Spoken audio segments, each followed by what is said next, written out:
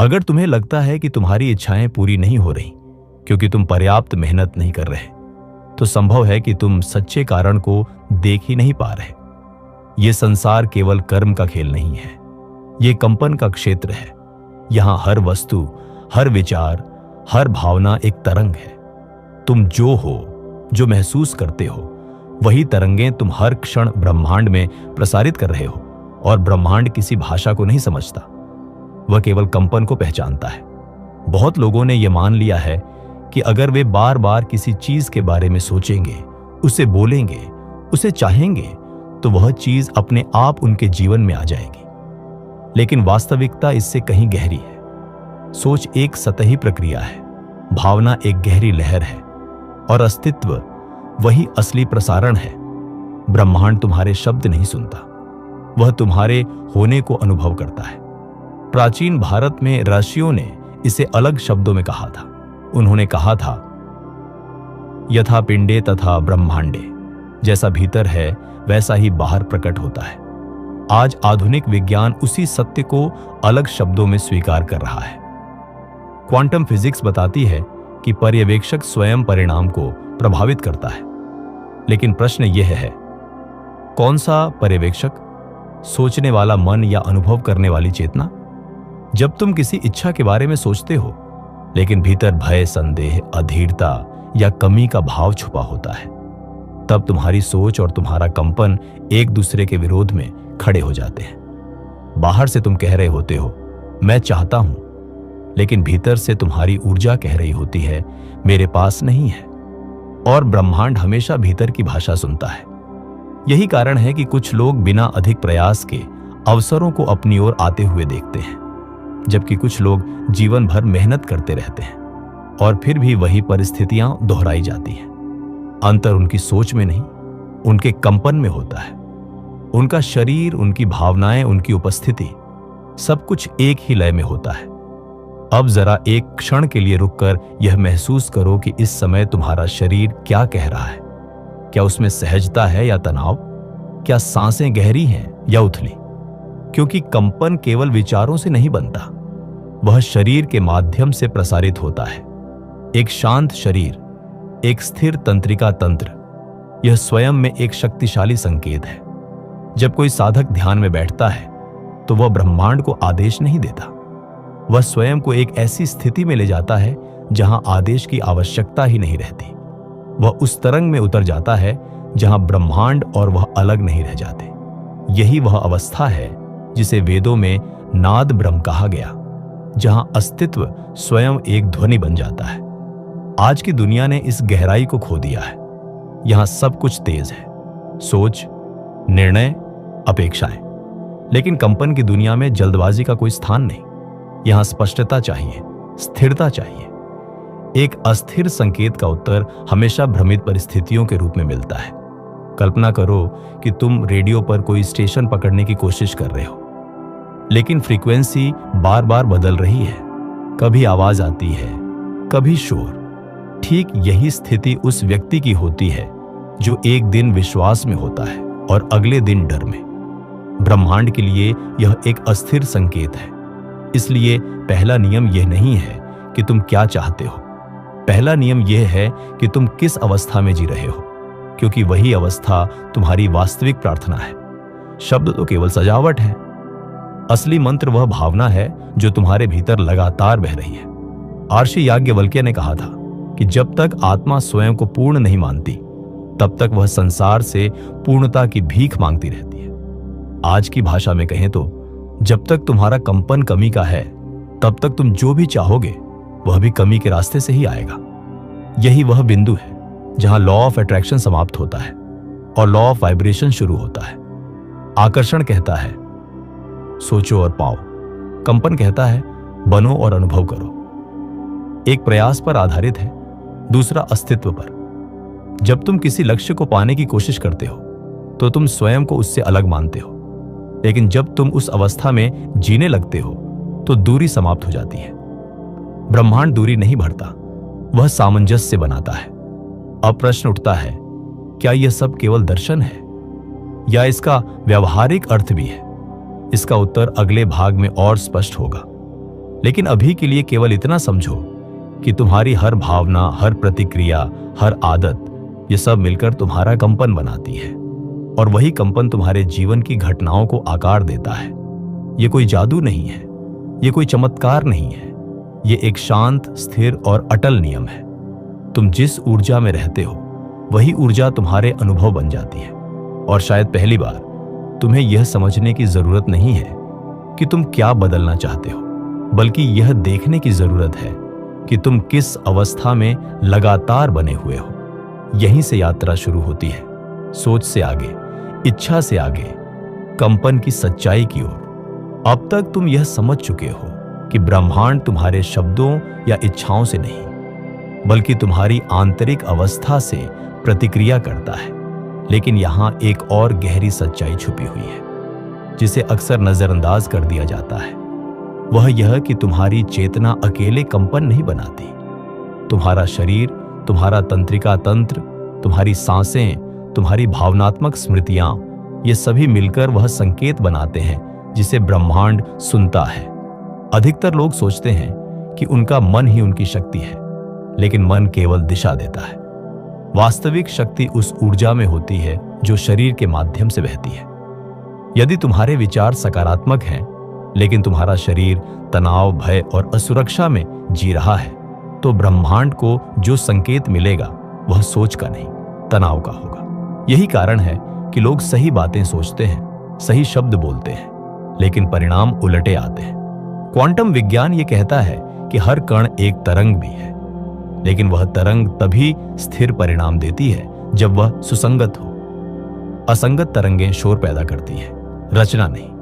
बिल्कुल उसी तरह जब तुम्हारे विचार, भावनाएं और शारीरिक अवस्था एक दूसरे के साथ तालमेल में नहीं होती, तब तुम्हारा जीवन भी अस्थिर घटनाओं से भर जाता है। इसे समझने के लिए एक सरल उदाहरण लो। कल्पना करो कि तुम किसी से प्रेम चाहते हो।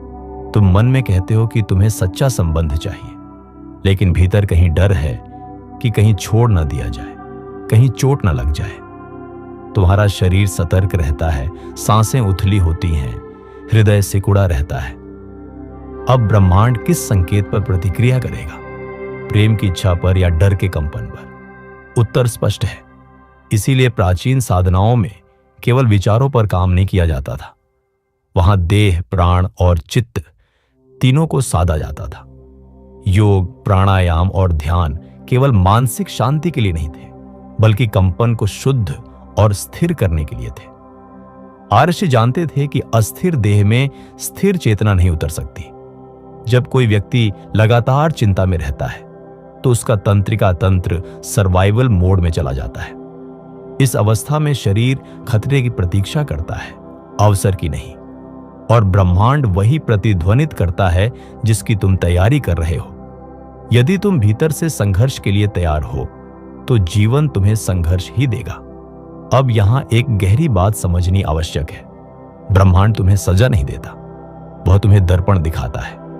तुम्हारी आंतरिक अवस्था जैसी होती है, वैसी ही परिस्थितियां तुम्हारे सामने आती है, ताकि तुम उसे देख सको, समझ सको और बदल सको। इसलिए हर अटका हुआ अनुभव एक संदेश है, कोई अभिशाप नहीं। लॉ ऑफ अट्रैक्शन ये मानता है कि सोच ही सब कुछ है, लेकिन लॉ ऑफ रेजोनेंस ये बताता है कि सोच तब तक अधूरी है जब तक वह अनुभूति में न बदले। अनुभूति का अर्थ है शरीर में वह स्थिति जीना, अभी, इसी क्षण, बिना परिणाम की प्रतीक्षा किए। जब तुम किसी लक्ष्य को पाने की कोशिश कर रहे होते हो, तब तुम्हारा कंपन अभी नहीं है कि अवस्था में होता है। लेकिन जब तुम उस लक्ष्य के अनुरूप जीने लगते हो, तब तुम्हारा कंपन यह अभी है कि स्थिति में प्रवेश करता है। यही सूक्ष्म अंतर पूरे परिणाम को बदल देता है। इसका अर्थ यह नहीं है कि तुम कल्पना में जीने लगो या वास्तविकता से भागने लगो। इसका अर्थ है कि तुम अपनी आंतरिक स्थिति को उस व्यक्ति के अनुरूप बनाओ जो पहले से संतुलित, सुरक्षित और पूर्ण है, क्योंकि पूर्णता से ही स्पष्ट संकेत निकलता है। प्राचीन ग्रंथों में इसे स्थिति प्रज्ञा कहा गया, एक ऐसी चेतना जो परिस्थितियों से हिलती नहीं। जब व्यक्ति इस अवस्था में होता है, तब उसकी उपस्थिति ही वातावरण को प्रभावित करने लगती है। वह कुछ कहे बिना भी प्रभाव डालता है। क्योंकि उसका कंपन स्थिर होता है। आज के समय में लोग जल्दी चाहते हैं, परिणाम, पुष्टि, प्रमाण, लेकिन कंपन का नियम अधैर्य को नहीं समझता, वह केवल निरंतरता समझता है। एक स्थिर भावना, एक शांत शरीर, एक स्पष्ट आंतरिक दिशा, यही वह भाषा है जिसे ब्रह्मांड उत्तर देता है। अब अपने आप से यह प्रश्न पूछो, जब तुम अपनी इच्छा के बारे में सोचते हो तो तुम्हारा शरीर क्या करता है? क्या वह फैलता है या सिकुड़ता है? क्या उसमें हल्कापन आता है या दबाव? यही उत्तर है कि तुम्हारा वास्तविक कंपन क्या है। जब तक यह समझ नहीं आती तब तक लोग बाहर की दुनिया को बदलने में लगे रहते हैं, लेकिन जैसे ही यह स्पष्ट होता है, खोज भीतर की ओर मुड़ जाती है, क्योंकि बाहर वही बदलता है जो भीतर पहले बदल चुका होता है। यहां से यात्रा और गहरी होती है। अब हम केवल सिद्धांत की बात नहीं करेंगे। अगले भाग में हम देखेंगे कि यह कंपन रोजमर्रा के जीवन में कैसे बनता है, कैसे बिगड़ता है और कैसे स्थिर किया जा सकता है, क्योंकि ज्ञान तब तक अधूरा है जब तक वह जीवन में उतर न सके। अब जब तुम समझ चुके हो कि विचार अकेले परिणाम नहीं लाते और केवल भावना भी अधूरी होती है जब तक वह शरीर में स्थिर न हो जाए, अगला सवाल यह है कि यह विज्ञान हमारे रोजमर्रा के जीवन में कैसे काम करता है। तुम्हारा शरीर केवल मांस और हड्डियों का ढांचा नहीं है, यह स्मृति, अनुभव और ऊर्जा का संग्रह है। पुराने अनुभव, भय, असुरक्षा और तनाव सभी तुम्हारे शरीर में जमा रहते हैं और वही तुम्हारे भीतर के कंपन को आकार देते हैं। जब तक यह ऊर्जा स्पष्ट और स्थिर नहीं होती तब तक ब्रह्मांड तक तुम्हारा सच्चा संकेत नहीं पहुंच पाता। बहुत लोग ध्यान करते हैं लेकिन भीतर बेचैनी बनी रहती है, विचार कम हो जाते हैं, लेकिन शरीर और तंत्रिका तंत्र अस्थिर रहते हैं। यही वह कारण है कि परिणाम अस्थिर आते हैं। योग और प्राचीन साधनाओं में इसलिए शरीर, प्राण और चेतना तीनों का सामंजस्य साधा जाता था। श्वास, मुद्रा, ध्यान और मंत्र सभी केवल मानसिक अभ्यास नहीं थे, वे साधक को स्थिर और स्पष्ट कंपन में लाने के उपकरण थे। सांसें वह सेतु हैं जो शरीर और चेतना को जोड़ती हैं। जब सांसें उथली और अनियमित होती हैं तो भीतर का कंपन भी अस्थिर रहता है। भय और चिंता के समय यह और स्पष्ट हो जाता है। इसलिए सबसे पहले श्वास को महसूस करना और उसे नियंत्रित करना आवश्यक है। जब सांसों का प्रवाह सहज और मुक्त होता है तभी चेतना और जीवन की तरंगों में स्थिरता आती है। यह स्थिरता केवल मानसिक नहीं होती, यह शरीर, मन और भावनाओं का सामंजस्य है। जब ये तीनों एक लय में होते हैं तो जीवन सहज हो जाता है। उदाहरण के लिए किसी शांत झील के किनारे खड़े होने की कल्पना करो। पानी स्थिर है, प्रतिबिंब स्पष्ट, लेकिन अगर पानी हिल रहा हो तो प्रतिबिंब टूट जाता है। तुम्हारी चेतना भी वैसी ही है। स्थिर शरीर और मन ही जीवन में स्पष्ट प्रतिबिंब उत्पन्न कर सकते हैं। अब इस अनुभव को प्राचीन भारत के ज्ञान से जोड़ो। आर्षियों ने इसे नाद ब्रह्म कहा, सृष्टि की मूल ध्वनि। यह केवल आध्यात्मिक शब्द नहीं था बल्कि अनुभवजन्य विज्ञान था। मंत्र, साधना, ध्यान, तंत्र और ये उपकरण थे ताकि साधक भीतर स्थिर कंपन पैदा कर सके। जब भीतर स्थिरता आती तो बाहरी परिस्थितियां स्वतः उनके अनुरूप बदल जाती थी। आज क्वांटम विज्ञान इसी सत्य को प्रमाणित करता है। सब कुछ ऊर्जा और कंपन में है। परमाणु, कण, प्रकाश सभी कंपन है। यह समझना महत्वपूर्ण है कि केवल सोच पर्याप्त नहीं है। यदि तुम केवल सोचते हो और अनुभव नहीं करते तो ब्रह्मांड तक सिग्नल अधूरा पहुंचता है। अनुभव तब बनता है जब भावना, शरीर और चेतना एक साथ उस स्थिति में उतर जाते हैं जिसे तुम पाना चाहते हो। उदाहरण के लिए, यदि तुम प्रेम चाहते हो तो प्रेम का अनुभव अभी अपने भीतर करो। यदि समृद्धि चाहते हो तो समृद्धि को महसूस करो। जब यह अनुभव स्थिर होता है तब ब्रह्मांड स्वतः प्रतिक्रिया देता है। यह प्रक्रिया किसी जबरदस्ती से नहीं होती। अधीरता, तनाव और असुरक्षा केवल कंपन को विकृत करती है। स्थिरता और स्पष्टता ही आकर्षण की भाषा है। यही कारण है कि कुछ लोग बिना प्रयास के अवसर और अनुभव आकर्षित कर लेते हैं, जबकि कुछ लोग लगातार प्रयास करने के बावजूद वही परिस्थिति दोहराते हैं। अंतर केवल आंतरिक स्थिति और स्थिरता का है। इसके लिए प्रतिदिन की साधना आवश्यक है। सुबह उठकर अपने भीतर के कंपन को महसूस करना सांसों की लय सुनना, शरीर में स्थिरता लाना और छोटे छोटे कार्य करना, जैसे प्रेमपूर्ण सेवा, चुपचाप किसी की मदद करना या अपनी सीमाओं का आदर करना। ये माइक्रो एक्शंस तुम्हारे भीतर स्थिरता पैदा करते हैं और धीरे धीरे जीवन में बड़ी तरंगें उत्पन्न होती हैं। साथ ही भावना का स्थिरीकरण भी जरूरी है। केवल सोचने से काम नहीं चलता, अनुभव करना जरूरी है। यदि तुम अपनी इच्छा को पहले से महसूस कर लेते हो तो तुम्हारा कंपन उसी अनुरूप बन जाता है। यह अभ्यास निरंतर होना चाहिए। स्थिरता, धैर्य और अनुभव का संयोजन तुम्हारी वास्तविकता को आकार देता है। आर्शियों ने कहा है कि असली परिवर्तन भीतर से होता है, बाहरी दुनिया केवल प्रतिबिंब है। यदि भीतर प्रेम, शांति और समृद्धि है तो वही जीवन में दिखाई देगा।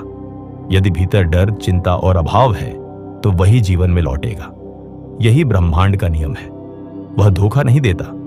यह नियम व्यक्तिगत जीवन तक ही सीमित नहीं। जब साधक स्थिर कंपन में होता है तो उसका प्रभाव पूरे वातावरण पर पड़ता है। लोग, अवसर और परिस्थितियां स्वतः सामंजस्य में आने लगती हैं।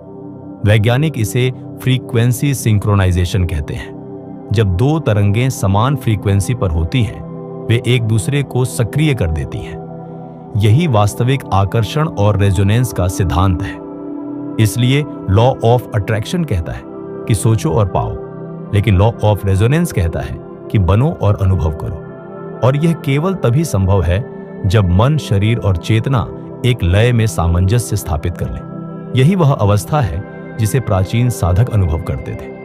जब तुम भीतर स्थिर हो जाते हो तब तुम्हें किसी चीज को पाने के लिए खींचना या मांगना नहीं पड़ता। लोग, अवसर और परिस्थितियां स्वतः तुम्हारे पास आने लगती हैं। यह अब संयोग नहीं, यह ब्रह्मांडीय सामंजस्य है।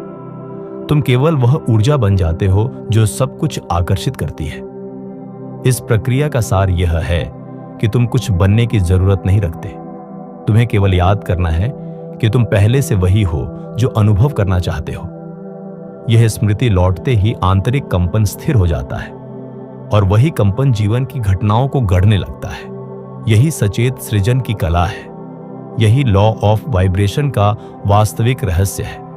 अब तुम्हारे जीवन में परिवर्तन केवल सोचने से नहीं, बल्कि अनुभव, स्थिरता और सामंजस्य से आता है। यह प्रक्रिया सतत अभ्यास, जागरूकता और ध्यान मांगती है।